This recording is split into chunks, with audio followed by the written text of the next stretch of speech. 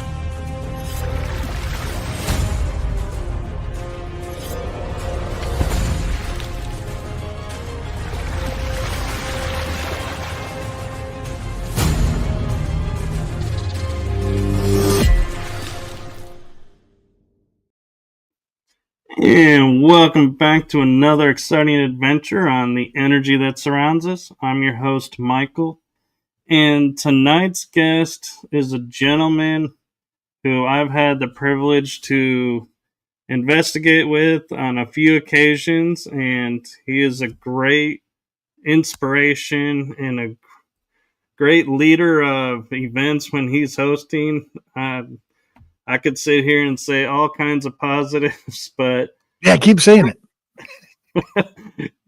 He is, and he's an author as well, and is very knowledgeable, writes great books, and is a great speaker. If you ever get a chance to see him speak, I highly suggest taking that opportunity. And he has a wonderful title that he, I'm thinking gave to himself, but oh wow, it's earned. He is the Paranormal Detective. And before I turn it over to you to talk about yourself a little bit, I want to take a moment and say thank you for your service, both, I believe, military and law enforcement. So thank you for your service and sacrifice. Thanks, man. I appreciate that. And for those who may not be familiar with who the Paranormal Detective is, why don't you give a little bit of your background? All right. So no, I did not give myself that moniker there. It was crazy. So I had written a book a few years ago. I think it was Detecting Paranormal. And I got pulled on to Coast to Coast, and I did an interview on Coast to Coast. And while we were doing the interview, the host at the time introduced me. He said, "We're back with Greg Lawson, the Paranormal Detective," and he blah blah blah. He goes on. So it kind of hit there when you're called the Paranormal Detective on Coast to Coast. Yeah, you just say Roger that and thanks a lot, and you move on with it. And it seemed to fit because that's what a lot of people would then go to my website. And the whole thing started just, I'll give you a whole recap of my entire life, which will take a second. But my brother used to torture me as a child.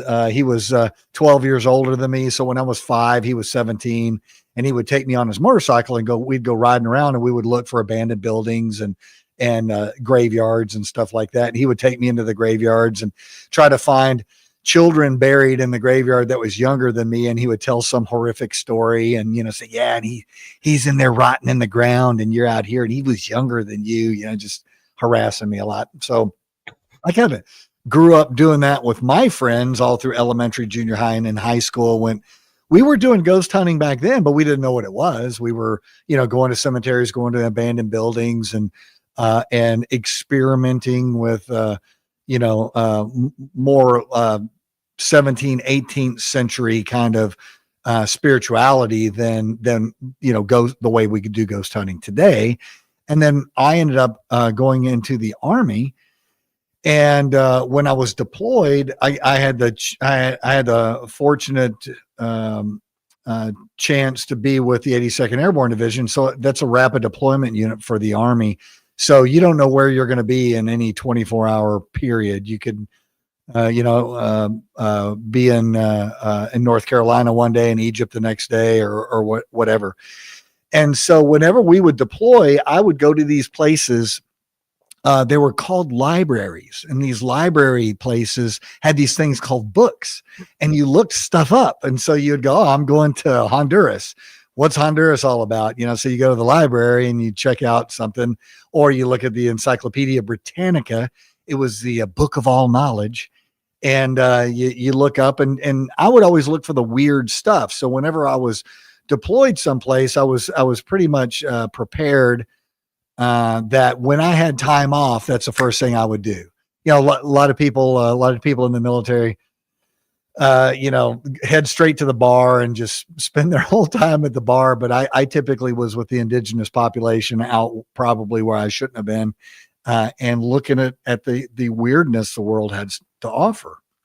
And so I did that. I spent 10 years military and 32 years law enforcement. So I always had this paranormal side. Whenever the weirdness would happen, I would always, view it through two lenses. For me, if I get called to, let's say, a grand jury to do a deposition at a grand jury, I need to be spot on with what I'm doing. I can't fuzz this line of reality perception in best practices and accepted procedures to woo-woo stuff of candles and EMF detectors and doing stuff like that. I have to really draw a line in the sand and make sure that that line does not get crossed, and ensure that whenever I do end up testifying, I delineate very much that, yes, I do research into paranormal experience and legends, but the other side, on the law enforcement side, I have to kind of toe the line on that. So that's kind of where I went. I worked mental health in Austin back in 1987 to 1989. When I mean mental health, I got out of the Army in 86, and I went to work for the sheriff's office in Austin, Texas.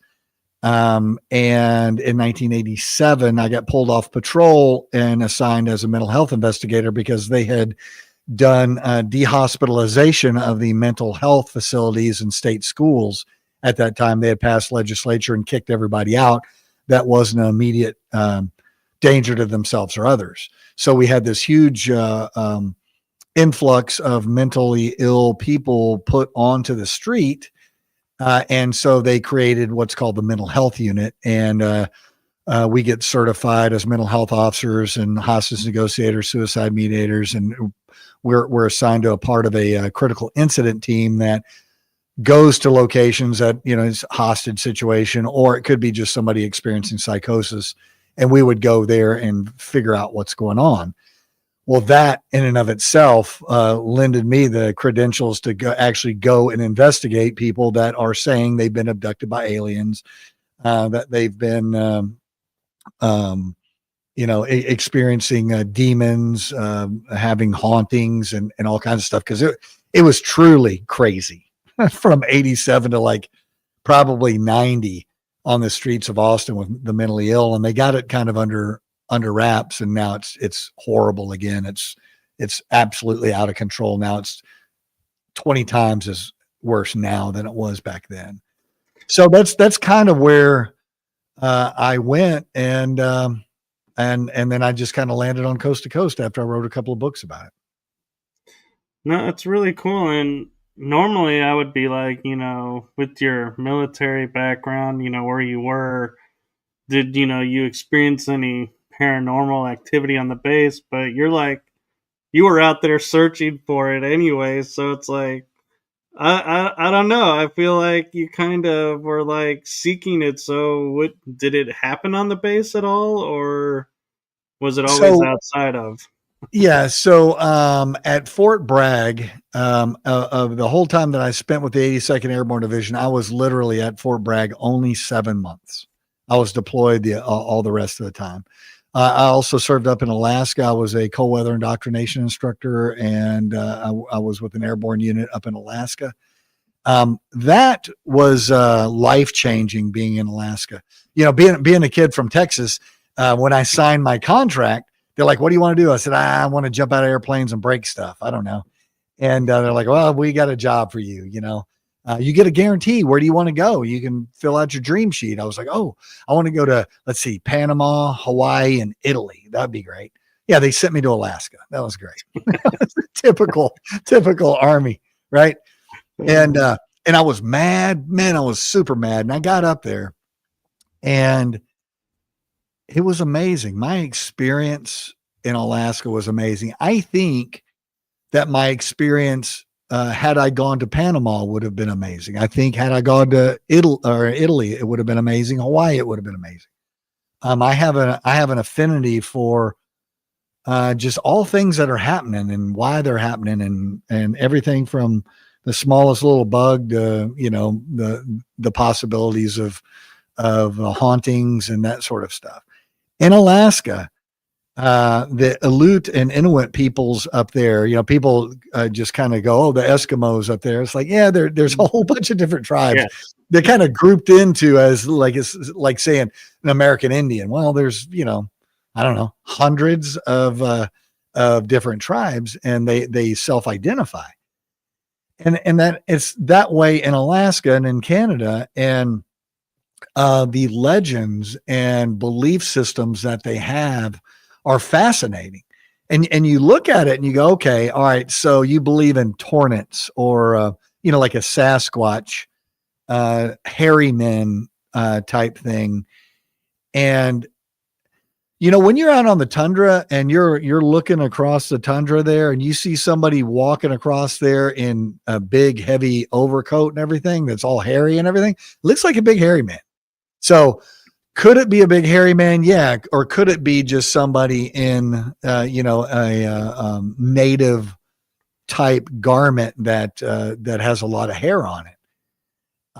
It was fascinating to me. A friend of mine and a guy that I served with, we were up at a place called Greeley. And I'm trying to think, Black Rapids in the Greeley area. It's a Northern Warfare test bed. So they have a bunch of stuff up there. And we were doing a company maneuver up there with another 100 something people. And then it was time for us to go back. Well, I was assigned at that time to a gamma goat. A gamma goat, you have to look it up online and see a picture of this thing. It's a 6-wheeled vehicle that specializes in mud and snow and that sort of stuff. And my gamma goat had a 4-cylinder Detroit diesel engine that had a governor on it, and the governor was broken. So it would only go about 10 miles an hour. Well, this whole convoy is going to head back 300 something miles to Anchorage. And I couldn't keep up with the convoy. So my lieutenant said, "Hey, you know, get there when you get there. You know, if you get someplace, give the company a CQ a call, tell them where you are, you know, check in daily." And I'm, all right. Well, they took off, and I fixed the governor. And me and this kid, we drove all over the place on these back roads and went all over the place with this gamma goat. We ended up at a little Aleut village, a little Indian village. And we got there and we needed fuel. And I was trying to, they don't have a gas station. It's all run by the tribe. Right. So I go and I talk to some people, and they're like, "Oh, we'll talk to who would be the chief." I forget what they called him. And he said, "Yes, we'll give you fuel tomorrow." I said, "Well, we really need it." No, tomorrow. But we're trying to, he said, "We'll give you fuel tomorrow." Yeah. I'm like, all right. Well, they had a potlatch for us that night. a big party. The whole village came out. There's 100 something people. And, they had us talk about what we do and where we were and where we're from, and just tell their little village, a kid from Georgia and a kid from Texas, and how we got to Alaska, and told them all about our vehicle, and just did all this stuff. And they gave us presents, and we had a little they had a party, and we had some I ate moose that night. I had never had moose before. And then they told us some stories, about the hairy men, about these creatures that are along the shore of rivers and stuff, that come and get children and drown the children, and just all kinds of amazing stories. And you look at it and you go, okay, like with I forget what this creature is that comes out of the water and gets children. They tell the kids that. It makes sense to me that, so the kids won't get near the water and fall in the water and drown, right? I mean, right. That's a good deterrent. But the thing that really, the one story that really stuck with me was of the hairy men, or the Tornets. And their story is the humans that were there and the hairy men used to trade together. They would meet once or twice a summer, and they would trade things. And they actually had this little bartering kind of relationship. The hairy men did not speak their language. They didn't speak the hairy men's language, but they were respectful of one another. Until one of the younger teenage hairy men stole one of the Akios of them. It's like a little sled, right? And the human killed this kid, this hairy teenager. And that is when the relationship was severed, and the hairy people went off into the wilderness and were never seen again. They decided they were going to separate from humans altogether. And that's why today that they no longer relate. And so you hear these stories and you think about how a lot of these legends absolutely make sense. And you look at things like, oh, well, there's no such thing as giant sea monsters until you find a giant squid, in the 1970s, and you go, oh, well, yeah, there is. And all these stories that these sailors had of these giant squid attacking their ships is true. Up until that time, it was complete fallacy. It was complete legend, but it's not. And so I think like with Alaska, there's so many stories about Sasquatch, and throughout North America, throughout Asia, throughout most continents. Obviously there's something to this thing. It could have been born way back when, Neanderthals were running around. Of course, they weren't 7 feet tall. But and those are the kind of things that fascinate me, that make me want to take deeper dives and spend a little bit of money and go to these different locations and look stuff up. So to answer your question, I just spent 19 minutes talking about that. To answer your question, I never had any experiences at Fort Bragg in any of the military bases, but I think it was because I was so busy. When I wrote the book, Messages from Mothman, a lot of people would come by and they go, oh, I love Mothman. Here, let me get the book. I'm like, whoa, hold on a second. There's like 7 pages talking about Mothman in there. This is very much more about exploring premonition and what all of this means, because a lot of people believe that Mothman, was trying to send us premonitions that the bridge was going to collapse and all that. And what is this all about? And so I personally just choose to pay attention to when these stories are, and not just put them away. But as you know, when you're working day to day and you're having to hurry up and, you get up late, you got to hurry up and take a shower and brush your teeth and get going and get to work. And then something happens at work and you get half a lunch and your day goes like that. You're missing all of the little red flags that are popping up all around you of what could possibly be paranormal. So I think whenever I was at Fort Rich or Fort Bragg, I was so busy, I wasn't paying any attention to that stuff. However, when we would deploy, I was in Honduras, I was in El Salvador, San Salvador, in Guatemala, in Panama, Alaska, Egypt, Chad, and Sudan. I spent the most amount of my time overseas in those places. And, once you get there and once you decompress a little bit and you have a little bit of time and you start paying attention, people ask me if I've seen anything. I can't say that I've really seen anything.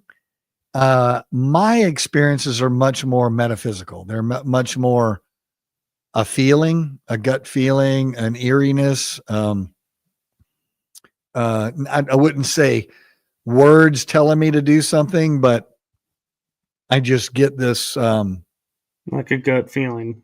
Yeah. An emotion that's like, wow, something's happening. I don't know what it is, but something's happening.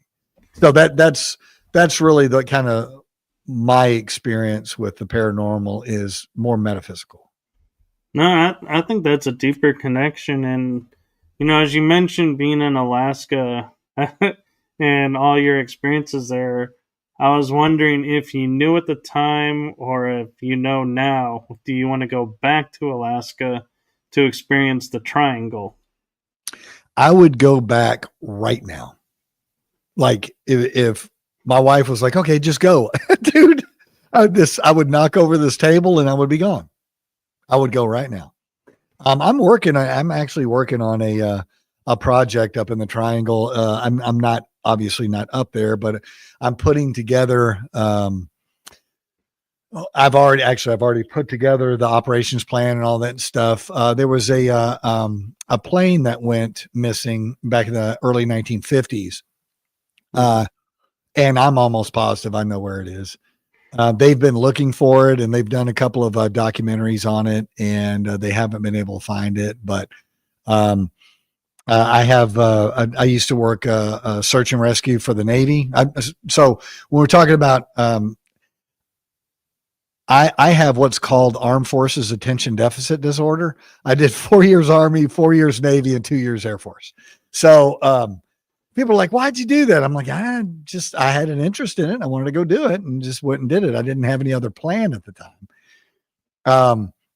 So when I was in the Navy, I went through a couple of different schools for search and rescue.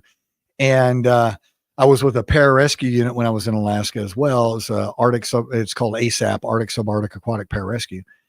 And so using some of the planning techniques and that sort of stuff, looking at this missing plane, had 42 people on it, and it flew out of Anchorage and they never saw it again. It's a big plane. And you're talking about the one that had the senator on it, wasn't it? Or congressman? This one did not. No, this is in 1950s. Yeah. The last radio transmission was that they put out was in Snag, Yukon. It's right on the border of Alaska and Canada. And so I'm very interested in trying to get up there. I need about $30,000 to kind of just do a recon and see if my idea is correct. So I'm trying to raise some money on that. And I'm trying to get some angel donors to do that. But I think that it would serve everybody's purpose if I can get. So yeah, to go back to Alaska in a second. I worked on a thing up in Portlock. We were it was right in the summertime, which was like not really summertime, but it was in August, July or August. And I ended up getting sent to the MWR, the Morale, Welfare, and Recreation Center down in Seward. If you did good things or whatever at your unit, every once in a while they would, reward somebody and send them to Seward. And it was you can go down there, spend the weekend, didn't have to go to work, and you got to go fishing or hiking around or whatever. And I talked to a couple of young Coast Guard men that were running the fishing fleet out of there. They were assigned to MWR as pilots for the fishing boats. They were like 32-foot Bertram style cabin cruisers. And anyway, I talked these two guys into taking me all the way over to Portlock, which was a long ride. It was almost 6 hours to get over there. And we went ashore for about an hour and a half where Bigfoot supposedly killed 7 people, and the whole village ended up packing up and leaving. You can go to the Anchorage Daily Times or whatever the thing is and look up Portlock or Port Chatham and the Sasquatch of Port Chatham. And so anyway, we went there, and there were a couple of buildings still standing. I think there's maybe one building still standing if you look online there, and it was a cannery. And so we went there, we walked around, and I can assure you that was one of the creepiest places I've ever been. But it wasn't because I was worried about Sasquatch. There was so much bear scat there that it was, man, don't mess around with the grizzlies up there. And it was everywhere. There's trails everywhere where these bear go through, and they go up into the river right there and fish for salmon.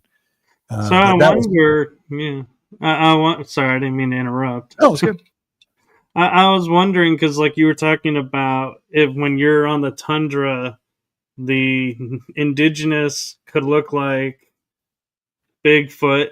Could a bear, if they're striking on their back 2 legs, could a witness say, "Oh my God, it was a Bigfoot, but it was a bear"? Yeah, and the way that could happen is there's so much undergrowth, so that the growing season in around there is probably 3.5 months, something like that, and everything goes dormant again. So a lot of the trees are very old, the bushes are very old, but they're very small. So if you get into an area that has a lot of undergrowth, and let's say a bear, I've seen this before where a bear has a hurt front paw, and they will walk on their hind legs, and they'll walk a long way, and then they'll kind of flop down, rest a second, and then stand back up and walk some more. And so very much so, if you had undergrowth and it's at dusk and it's 100 yards away and he's cruising through the woods, absolutely.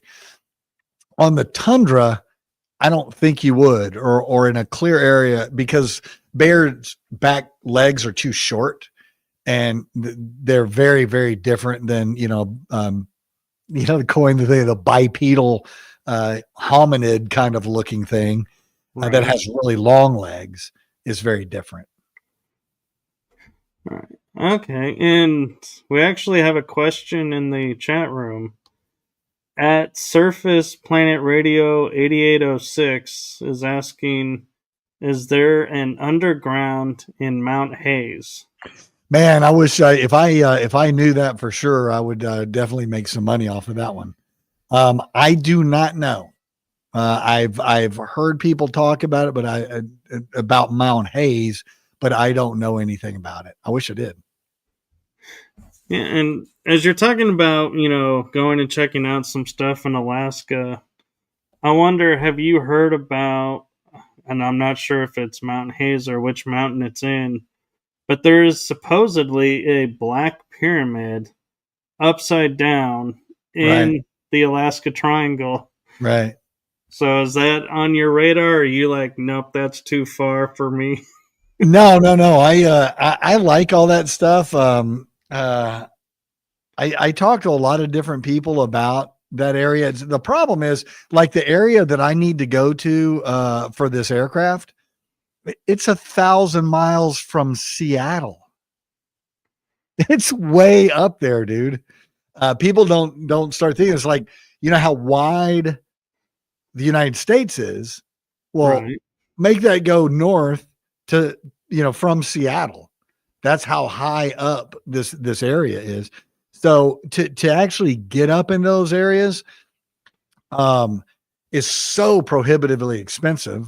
Either in gas, and if you're taking I drove the Alcan Highway from Anchorage up to Fairbanks and then back down through Canada and all the way to North Carolina.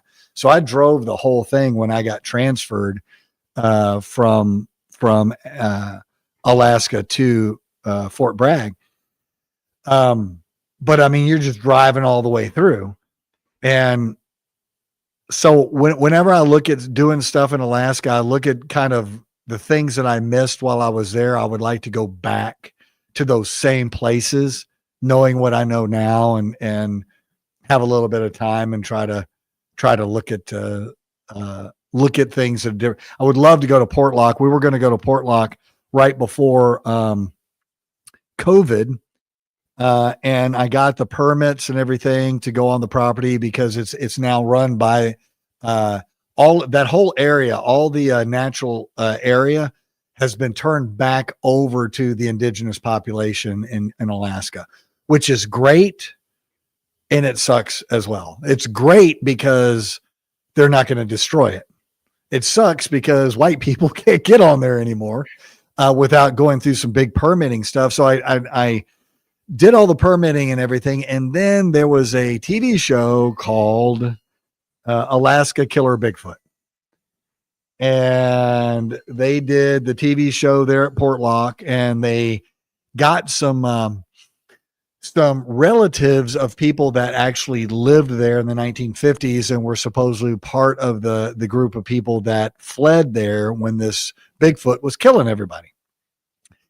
And they did not reflect well on Alaska, on that area, or on the tribe. And the tribe pulled my permits, pulled everybody else's permits, shut everything down. And the I forget what his title is. He's not he's like a chief, but he's not. They actually have, it's like a constable, but that's not the word. It's chairman. Like an elder. Yeah, it's like an elder, but it's actually a government official title in Alaska. And he was really cool. He just said, Greg, listen, man, wait 3 or 4 years, give us a call back. All this should blow over, and maybe you can go back out there then. That whole area is really fascinating to me. That's where I would want to go back. I would want to go back to Old Harbor and a place called Sitkaladak Island and Refuge Rock. There was a massacre that happened there of Aleut people. They got ran off into Refuge Rock by a bunch of Russian fur traders. And this Refuge Rock is like, it's offshore, and you could get up on top of it, and it's really hard to attack, but they didn't understand what cannon was. So these Russians took their ships on either side of the island and bracketed artillery fire in and killed anywhere from 200 to 2,000 of the villagers there. And I went out there.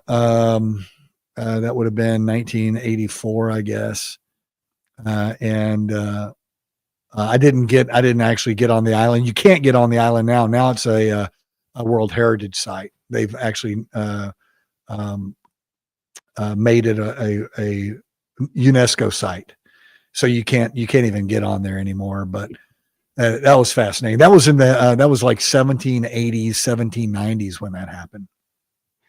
So you might actually be my perfect guest to ask this question, because when I've asked it before, the answer kind of goes over their head. But you saying, like, you being metaphysical background, when you were there, was the energy like super thick, like you knew something traumatic happened, or was it at Refuge Rock? Yeah. I had my most profound experience I've ever had in my life there. So I was at Kodiak Island at the time. I was going through a a Coast Guard water insertion school. We do insertion by helicopter for pararescue. And so all the people on or some of the people on my team, the ASAP team, we were doing extractions and insertions with a helicopter there. And so I had been in that water for 2 weeks. And it was kind of a gentleman's school. They ran us pretty hard, but it was pretty much of a gentleman's school, to where we had off in the evening, and you could go into town and eat and take a shower and do normal stuff. And so I went to the Kodiak Historical Society. They have a Russian historical society there, and because all that area was all occupied by Russians back in the 16th, 17th century. And so I went there and I did a bunch of reading, and I read, and there was this, he was a Dutch anthropologist that actually discovered what happened at Refuge Rock. He was there in, like I said, in the late 1700s, and interviewed some of the people that witnessed the massacre and some of the people that survived the massacre. And he wrote about this, and it's at the Historical Society. So I read all about this, and it was just fascinating to me. I was like, oh my God, that's just amazing. So we finished, we graduated our little school Friday morning, Friday afternoon. And I immediately got all my stuff together, and I didn't have to be back to Fort Richardson until Monday morning. So I went straight over to the Kodiak airport, and I got a Kodiak, an Alaskan Uber, which is the least drunk guy at the airport, and pay him $20 and he'll take you someplace in his airplane. Right. And so they took me to Old Harbor, dropped me off there, and it's like, all right, well, go into town that way. And so I'm just walking down this road. I'm all by myself. I'm like 20 years old, right? I don't know anything. And I'm walking down this road, and I'm just walking and walking and walking. And I walk around the corner, and there is a Russian Orthodox church, a big blue Russian Orthodox church, just in the woods right there. I'm like, what in the hell is that? And then a little further, you could see the village. I went down there and I stayed at the Bates Motel. They have a Bates Motel there. I guess it looked like the Bates Motel. And I went down and I talked to some of the fishermen that do, there's a whole bunch of tourist stuff that they do, and they go like fishing charter kind of thing. They don't do a whole bunch, but there were some there. And I talked to them, and they had a charter going out the next morning. I said, can I go with you guys? And you guys drop me off at Sikaladak Island. And the guy was like, he's looking at me, big grizzly guy, and I'm this skinny,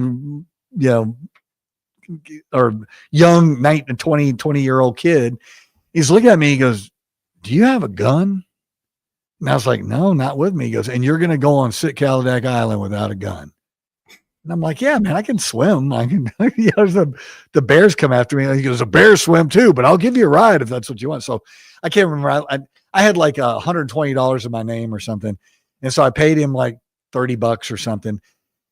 I got up real early that morning, and then we went across. He dropped me off of the island. I had to walk about 5 miles to the other side of the island, and the island's actually split. And in the middle, there's this sand spit between the two of Sikaladak Island. And right off of that sand spit is Refuge Rock. And I get there, I walk, and I get there.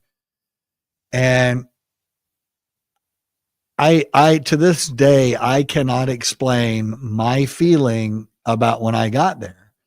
I'm looking around, and I noticed that it's like behind me, it looks like there was a quarry on part of the island where the sand is, right? And the dirt and the sand. It looks like somebody has dug out there.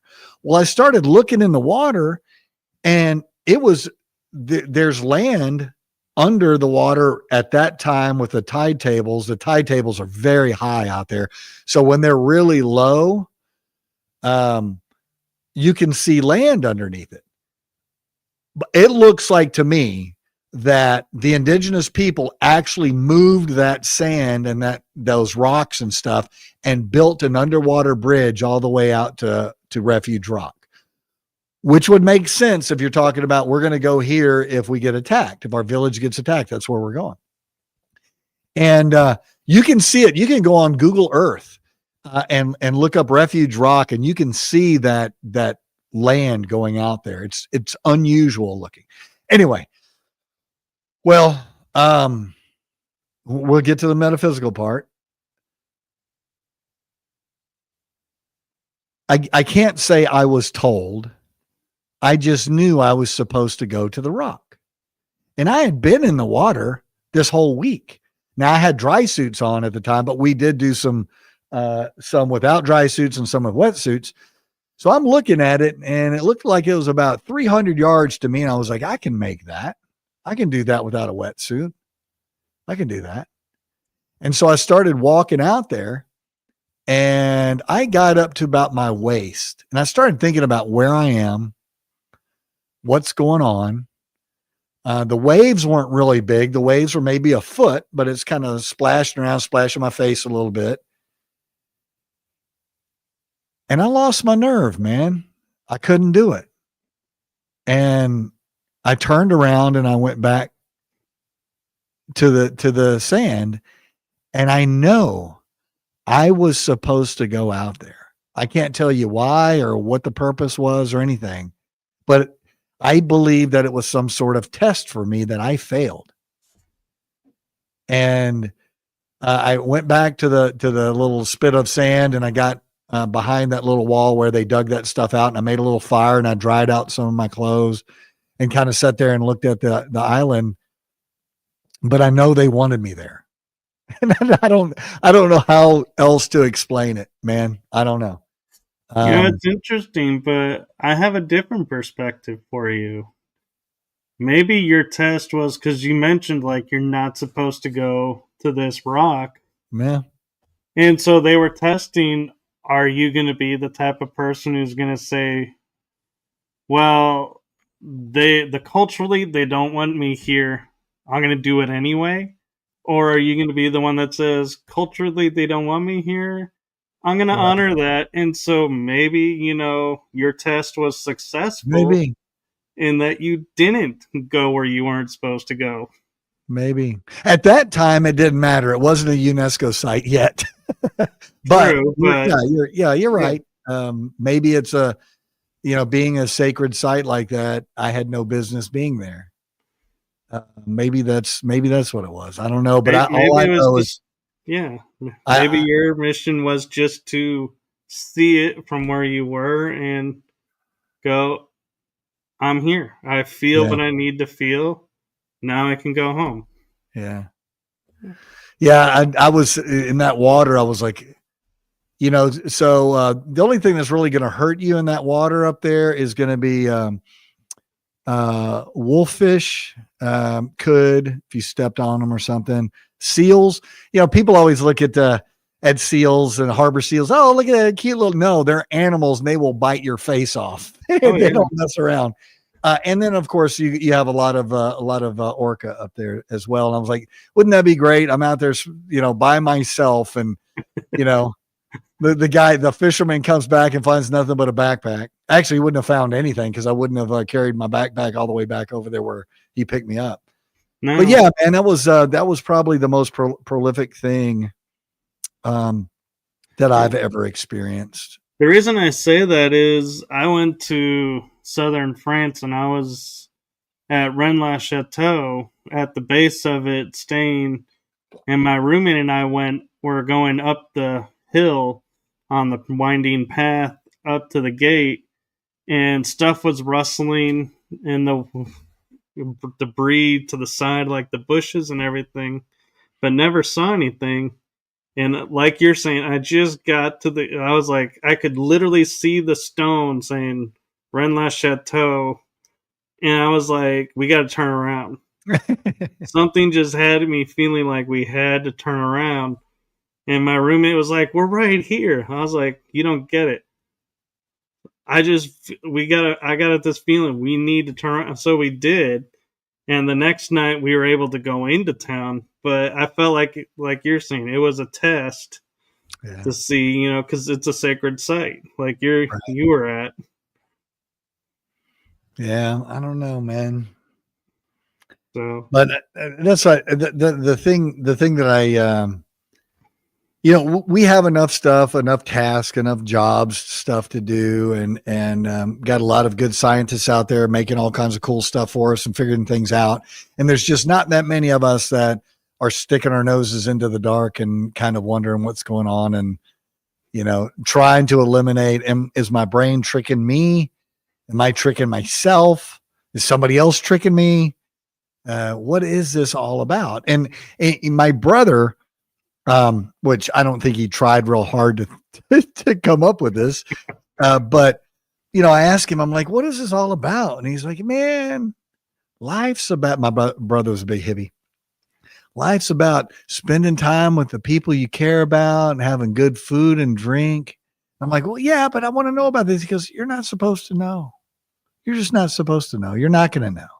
It's not going to be there. Grandma's not going to completely appear to you and say, I'm watching over you. Everything's going to be fine. I can't wait to see you again. Love you. Bye. It's not going to happen that way. So I just look for those little red flags everywhere that tell me that there's something else happening. yeah. Or, I could say to your brother, or it's not going to happen to you that way, but it could happen to me. Right. But yeah, and I think that's what drives a lot of the paranormal investigators that I've met, and I felt like you were in the category is, there's so many things that are unexplained that we just blindly accept, and it's like, why? Yep. Why do we blindly accept? We need to question this. And I noticed, when around you with investigations, you're like, well, okay, yeah, that moved, but why did that move? Was it wind? Was it, someone bumped it? Is the hinge loose? Is the gravity of with the weight of the door causing it to move? You're looking at everything and not just going, hey, the door moved. Really cool. I'm glad I got that footage, and now I can go say I've seen a door move by itself. Yeah. Must have been a I ghost. I get people say, oh, well, you're a debunker. And it's like, I'm not a debunker. What I do is I eliminate all the naturally occurring things that could have happened and leave that empty hole. And if there's an empty hole left, that's paranormal. I cannot explain that.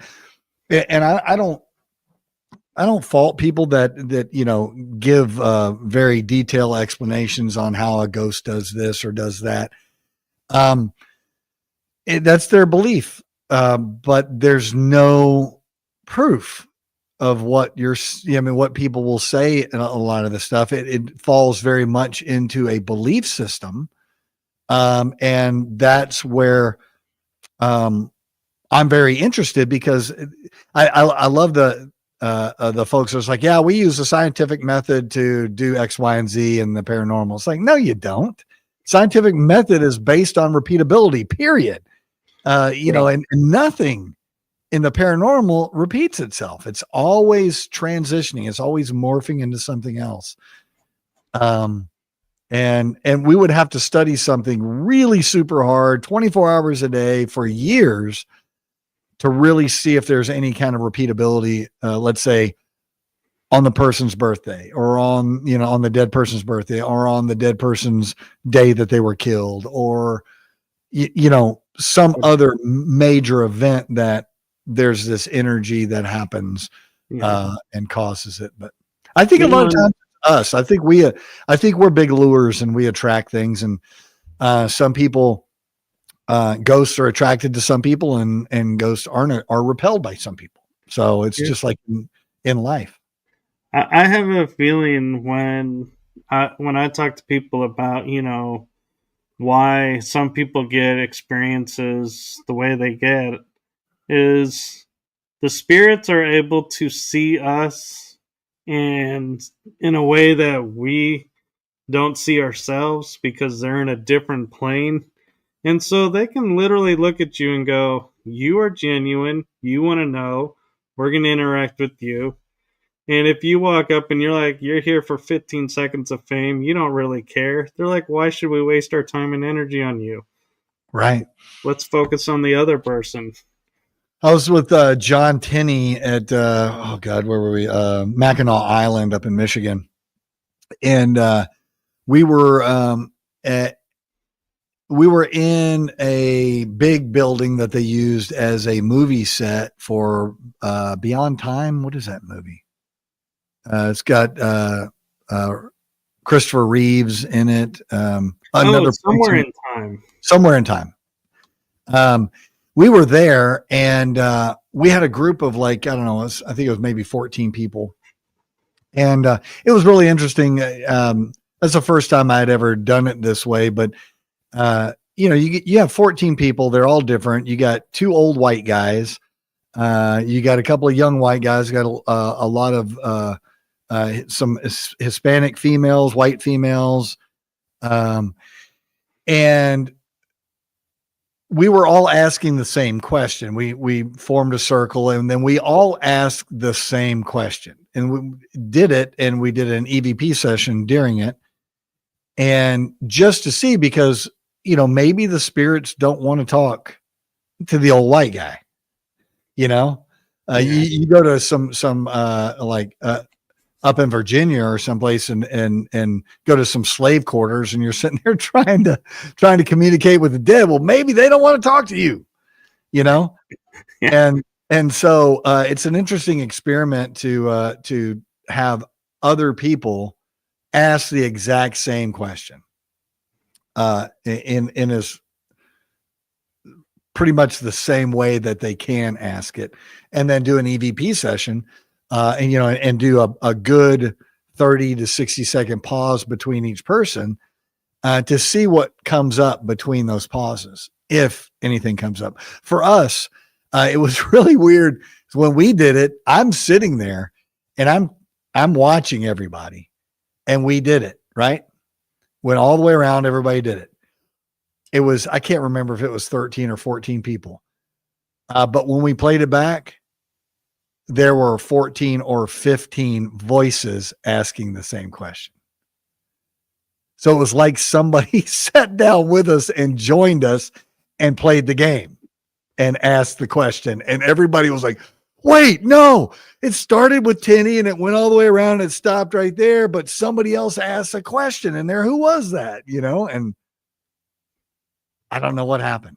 Don't have a clue what happened. Amazing.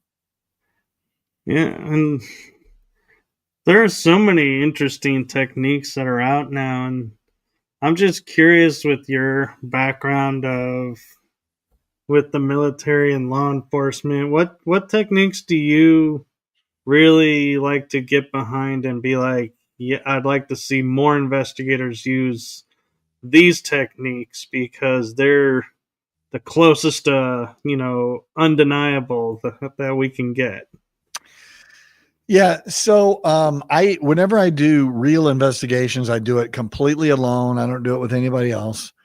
And it's because other people distract me. They make noises, they ask questions, they're doing stuff. I mean, I will go with groups like when we do like events and we're going with different groups, and I'm going with different people. That's fun. And I try to make suggestions along the way if they're open to it. But that's one of the things is, I think a lot of people go, hey, I'm going to go to Haunted Hill House this weekend and I'm going to do EVP, and EVP work. So they get all their recorders and everything, and they go up, and let's say there's construction going on at the house next door. And there's hammering, bam, bam, bam, bam, bam, bam, bam, bam. And by God, they're going to do EVP work. They don't care. And they force it into it. And then, it's like, okay, yeah, listen to this EVP. I said, if there's anybody there, please give me a sign. Bam, bam, bam, bam. Like, oh, did you hear him knocking? It's like, no, it's the next door people working on the house next door. It's not what that was. Now I'm giving Haunted Hill House as an example just because I just picked that. That's not what happened at Haunted Hill House. But I see investigators force their technique into the environment instead of going and assessing the environment and saying, what would be the best experiment I could do here? What would be the best observation that I could make here, given the circumstances?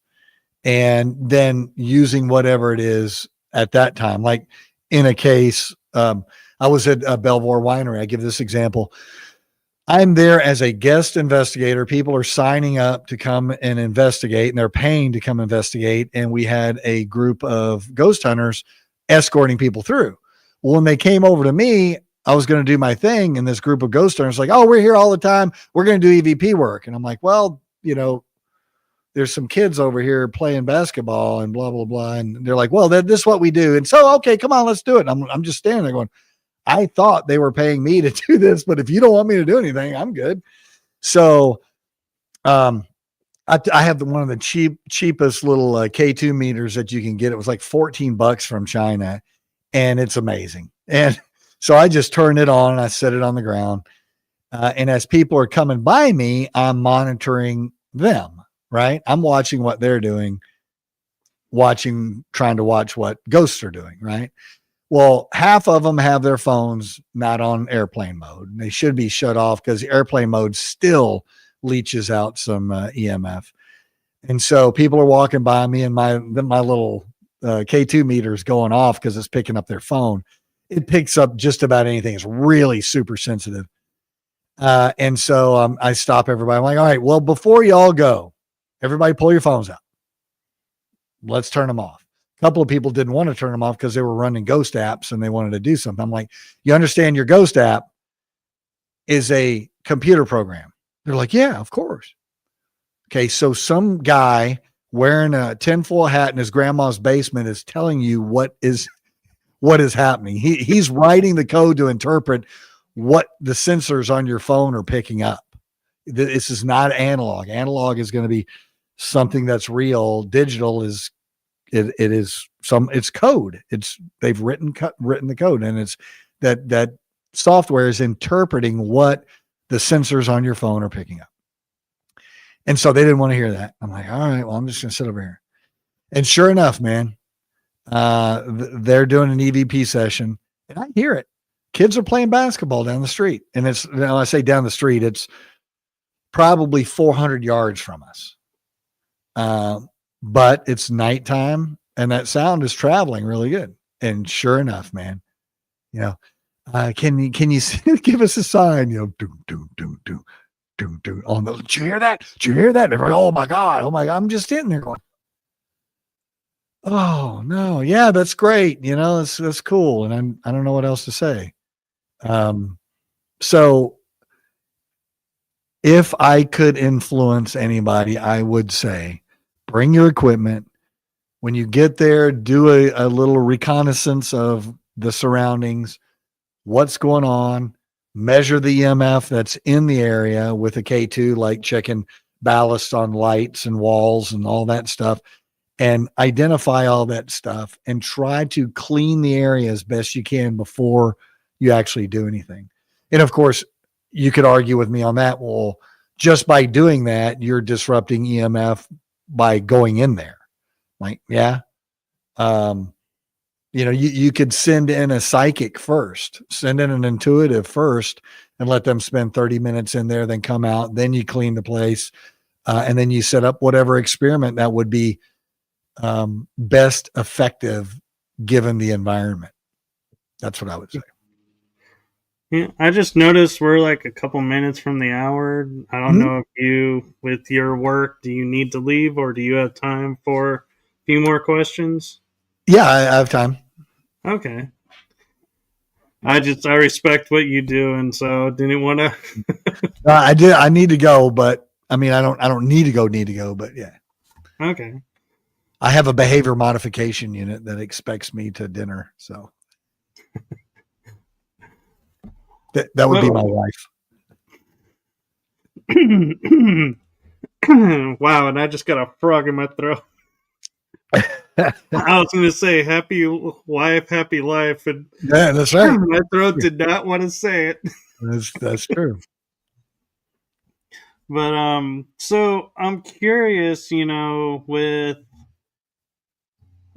like you're saying, doing events, I view them as scouting Mhm. investigations. Like, do you feel something and you're like, okay, I'll make a plan to come back? Right. Have you ever been on an event and you're like, you just get this feeling it's not like you're saying, it's not on equipment, it's not anyone's experience. You're just like, something was here that everybody missed. I need to go back to this spot. Yeah, Haunted Hill House is very much like that for me. And that's probably the creepiest place. Lynn and I have been all over the place and been to some pretty amazing places, but Haunted Hill House is the most disturbing place I've been. And I've been back twice since then. And it's dude, I don't know what's going on there, but I was one of the first people that investigated it when they first bought it, and they gave me a call and asked me if I would come up and do it. And I said, yeah, I'll do it, but you have to give me the house for 24 hours by myself and nobody can be there. And that was before they fixed it up. Now it's kind of, decorated and it's got dolls and weird stuff in it and all that. Oh yeah. Um, but yeah, that's definitely one of the places. Warwick Castle, uh, uh, over in England is another place that William the Conqueror started. Built a wall there in a siege tower. So it has incredible history, along with Corvin Castle, or it's also called Hunadora Castle in Romania. Um, just you go to those places, and I mean, there's places in the United States too, that have some really strange feelings about them, but those are places I've been back to Warwick a couple of times. I have not been back to Hunadora.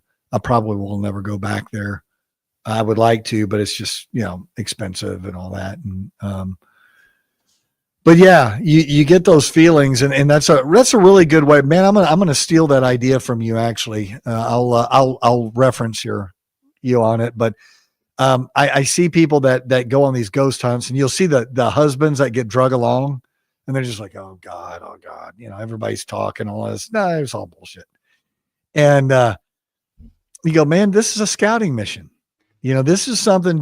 Would you like to come back here just by yourself, just you and your wife to come back? Or you could take her back with a friend or whatever, drop her off, and you could go to the bar and then go pick them up afterwards. But I think that's a really good idea. Yeah. Very cool. And Paulo Woolwine, she has a question for you. Hey. Was Tombstone what you expected? So I've been to Tombstone a couple of times. Let's see. Did she go to the Wild West Paracon, or did she go to the Strange Escapes with Amy Bruni? She did the Tombstone Paracon. That's Okay. all she said. So the first one went pretty smooth. I think everybody had a pretty good time at the first one. The second one got a little weird. They tried to fit too much stuff in there. And and some people complained about different stuff, and but that wasn't typical of Tombstone. Now, did I expect Tombstone to be so small and just that one road and that's it? I did not. I thought because Tombstone was much bigger back in the day. And a lot of it burnt down, just through the years, things fell down and stuff changed. Yeah. But Tombstone yeah, is interesting because it has this history to it. But then when you talk to the locals, they're like, well, I know history says it happened here, but it really happened over here. And right. everything is slightly askew. And Everything. the Yeah. big mystery is, Wyatt Earp's house right across the street from the people that wanted to kill him. And it's like, really? Were they really that close? And Yeah. it's interesting on, and also Boot Hill, they've done a lot of work on Boot Hill trying to figure out what is what. And a lot of those graves were, unmarked for years and years and years, and they had to go back in there and try to figure it out. So maybe some of those are mismarked. Who knows? I think they do a great job. Boot Hill's one of my favorite places on the planet. I love spending an evening at Boot Hill Cemetery. But I think Tombstone has a lot to offer for a nice long weekend. After that, it's like, all right, we're running out of stuff. But the amount of hauntings that people say, Tombstone would keep you busy for weeks. It's pretty amazing. We've been all over. The other cool thing is all the tunnels underneath the town that are now all closed up or whatever. Well, they're not filled up. They're just, the entrances are filled in, but it's all, empty. And there's just crazy amounts of, miles and miles of tunnels underneath there where those guys just dug and just followed those veins of silver. It's pretty amazing. I saw somebody put on, they're talking about the Eureka Springs up there. Yeah. The Crescent Hotel. I did a couple of presentations on the Crescent Hotel, and the history behind that is fascinating. And there's really good physical evidence that they dug up a few years ago on the back side of the property, where that the charlatan that said he was curing cancer was cutting things out of people and everything and putting it in jars, and he buried it all back there, and everybody forgot about it. And then they were going to expand their garden and dug up all that stuff. So they called the university out there to actually do the excavation. And the Crescent, man, you talking about a place that had horrible, horrible things happen there. Lots of death.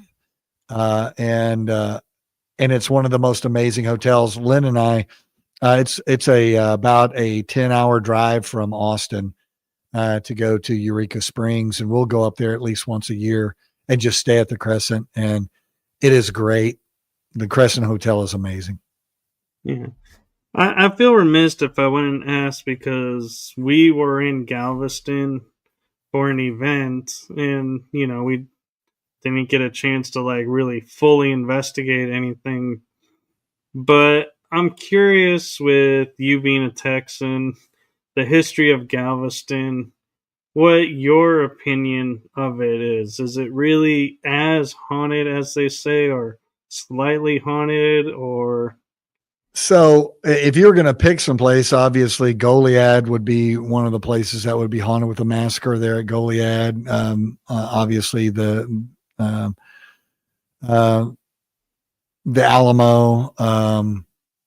I think that Galveston is up there with, if you were going to do a mathematical formula that equaled haunting, this plus this plus this plus this, Goliad would be one of those. The Alamo would be one. Galveston would definitely be one. The horrible craziness that happened in the hurricane in Galveston, especially with the orphanage and the nuns and the children. That all culminated in the Walmart parking lot. Now, you see people when you go to Galveston, you can see people sitting over in the Walmart parking lot. They're doing some EVP work or something, trying to contact the children or whatever. But, it's just horrific. If your listeners haven't ever read about Galveston and the hurricane, man, you talking about a crazy travesty of what happened there, and all those people drowning and all those children drowning. And also looking forward from Galveston, from that time, from the 1900s, to raising that whole island. How could, that was a long time ago. How did they have the technology to raise the island? They actually had huge pumps and sucked that sand out of the bay and pumped sand on top of the island and piled it up. You go to the Kathleen Mecca does ghost tours there, has written a few books.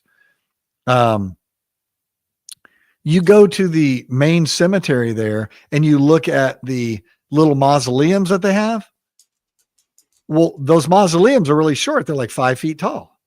That's because there's another 7-8 feet of sand that has piled up. And that's all you're seeing of the mausoleum. So they actually had to raise that whole area and then raise the tombstones with it. And it's a pretty amazing place. And those buildings down there on the waterfront where they ended up taking a bunch of the bodies and storing, bodies that were laying around in town.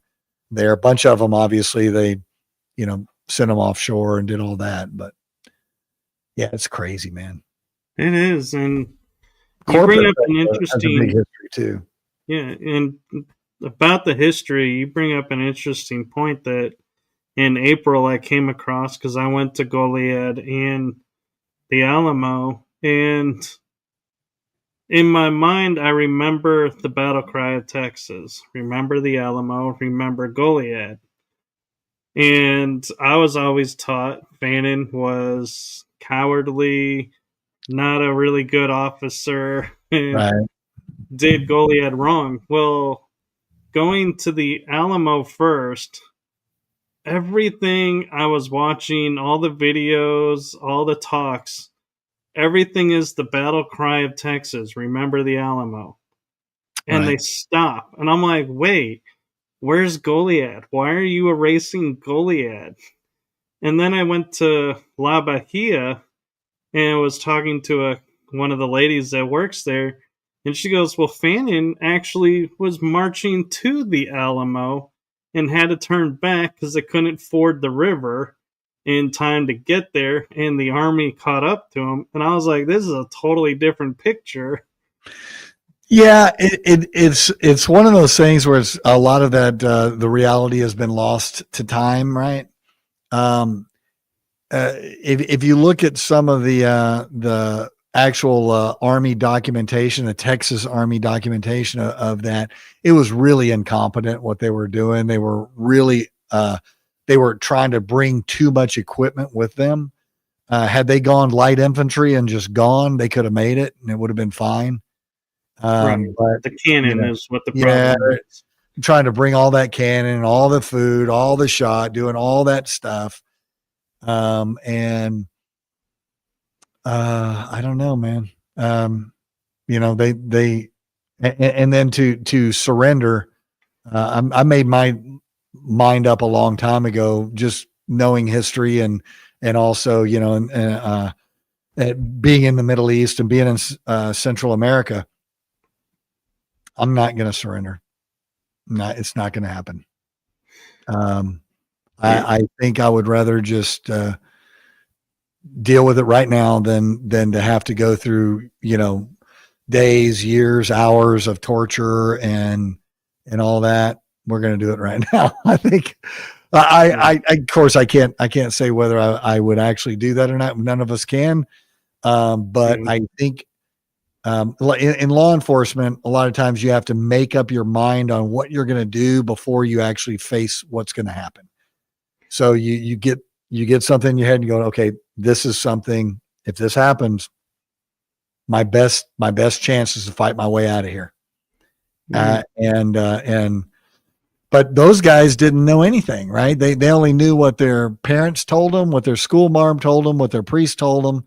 And what their officers told them. They didn't have TV. They didn't have, much training on anything. They didn't understand cultural norms of different, nations and all that stuff. And so you do what you do, and then you get slaughtered. Yeah, and one thing that doesn't make sense to me, and I cannot wrap my head around with Goliad, is the Mexican army is a Catholic, Mexico is a Catholic nation. And I was reading the marker, and they said on Easter Sunday they committed the massacre. And in my head, I'm going, wait a minute. Mexican people, Easter is a sacred holiday. how are they going to commit this atrocity on a sacred holiday? And and do that. I was like, it's got to be a mistake. And they're like, no, they did it. I don't know. I don't know how sacred. I don't know how their general viewed a sacred holiday, considering he was, he had concubines and all kinds of stuff with him. And also working 32 years law enforcement, one of the busiest days that we have on family disturbances is Easter. Really? Yeah. Yeah. And that's one of those, I guess maybe a bias, observation that I have. But a lot of them are Catholic that are just getting hammered, and they got their pinatas out, and they're doing their party games and stuff. And oh my God, here it goes. We have some areas around Travis County. It's like, oh God, are you working Easter? I hope I'm not working Easter. It's that much. Yeah. Wow, I would have thought Thanksgiving would have been the up there day. Easter's a big deal, man. Wow. But I don't, that's today, and we have convenience stores with lots of beer. Right. Back then it was a little different. But I think if the general told you to kill all those guys, I think they would just do it, because otherwise you get killed if you go against your officer's orders. So yeah, I know. It's like my mind is like thinking our military mind is set as, if an order is immoral, you have the right to refuse. And I'm like, wasn't there any? And that's the part of me that I'm like, when I investigate, want to go back and fully investigate La Bahia's. Did you want to follow this order, or did you feel you had no choice? Because then it paints a whole nother picture. Right. Yeah. It's a cool place, though. I really like it. It is. And the first time I went there, they were closed. So I just walked the perimeter. And I was finding the little like windows that they have in the walls for the rifles. I would stick my hand in, and it's July, so what the temperature is like outside. I was like, I would hold my hand in there for a good while, because I was like, it's air conditioned. Yeah. Yeah. And I've always wondered, is that natural because of the stone that the fort is made of, or is that paranormal?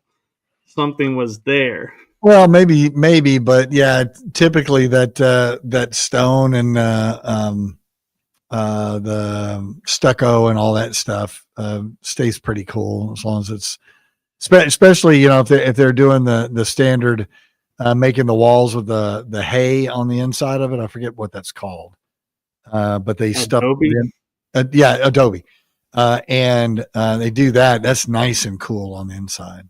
But, yeah. Well, I'm glad I asked, because that's always was in the back of my mind too, going, I didn't want to go and say, oh, look, paranormal. And then it's like, oh, no, that's natural. Sorry. Well, I mean, it could be something different, but most of those adobe structures are pretty cool. Yeah. Pretty nice. Yeah. And so before I let you go, because it is getting late, do you have any advice that you want to give to veteran or new paranormal investigators out there? Well, I could keep your mind open on what's going on. I see so many people immediately interpret things, and just collect that evidence, evaluate it, by eliminating the natural things that could be causing it. And then when you run out of that and you haven't explained it yet, then you have something paranormal, in my opinion.